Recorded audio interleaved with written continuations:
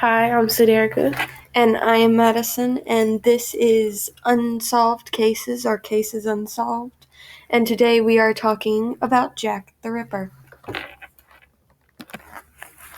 Some people might question how Jack the Ripper began. Well, let me go ahead and explain it to you.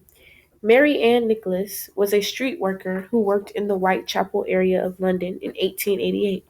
At 3:40 a.m. on August 31st, she was found dead on the corner of Bucks Row with deep slashes on her throat and abdomen, brutally cut open. This was the first of 5 murders that had happened in 3 months, from August to November 1888. The murders were Mary Ann Nicholas, Annie Chapman, Elizabeth Stride, Catherine Eddowes, and Mary Jane Kelly. All of the victims were street workers in the Whitechapel area, and most all displayed the same method of killing. One of the most strangest things about the killings was that each body was missing vital organs. When the police found the victim, these 5 murders were commonly known as the Canonical Five. Since the murders occurred, no one has been successful in finding the identity of the notorious killer. Although many have been declared suspects, the main problem for the police was there was very little resources when it came to crime scene investigation. Unless the person left a personal item on the scene or someone got a good description of this unsub, the police stood little to no chance finding this suspect. Jack seemed to know this too. He strategically planned the murders at night and away from prying eyes. This is most likely why he chose to attack. Back in the late Victorian era, it was illegal for people to be selling themselves, and to do so, and those who had to do so discreetly. And customers were led to a quiet area of the town that the person worked, also being away from the police. Conveniently, they're also a great place for murders to occur.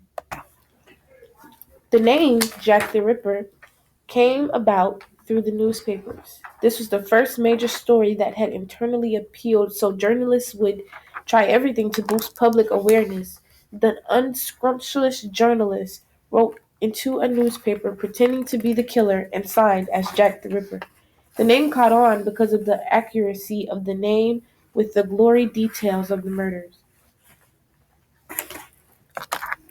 The detectives, however, have never, still to this day, found the killer.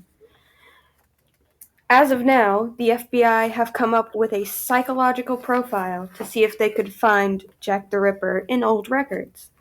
The profile included the geography, the motives, the required knowledge, psychological factors, and physiological attributes.